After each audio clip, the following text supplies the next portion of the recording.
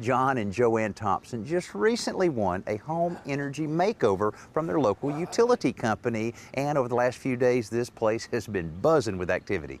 The work that's taking place is intended to make the Thompsons' Gulf Coast home more energy efficient, but it all started with a phone call to their local electric company, Baldwin EMC. I had called EMC about an electric bill when it hit the 455 mark.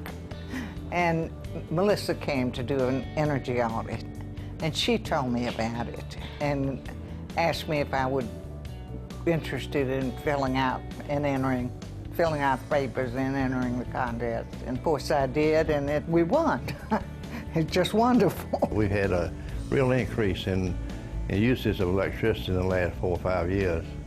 And it's got to the point where it's very difficult to sustain it because we're on a limited income. The first step to improving the home's efficiency was finding the problems. Like many utilities, this one conducts energy audits for its customers, but in this case, they also did some extensive testing.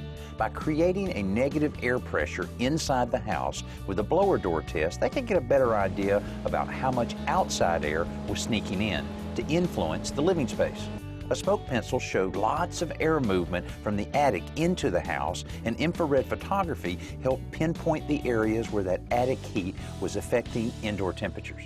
In addition to that, we found that the duct system was leaking like 30%. So that means that actually 30% of the BTUs and the capacity of the system was actually going into the attic and not coming into the home. So we're going to redo the duct system and totally seal the duct system so we have less than 10% duct leakage to the attic. The average leakage as far as duct systems in the United States is 25 to 40%. So if you're looking at replacing your system, you need to be sure that you have your ducts tested so that that 16 SEER system will actually be 16 SEER once it's installed, because if you install a high efficient system on a leaky duct system, you're not actually getting the true SEER rating that you're looking at and that you're actually purchasing.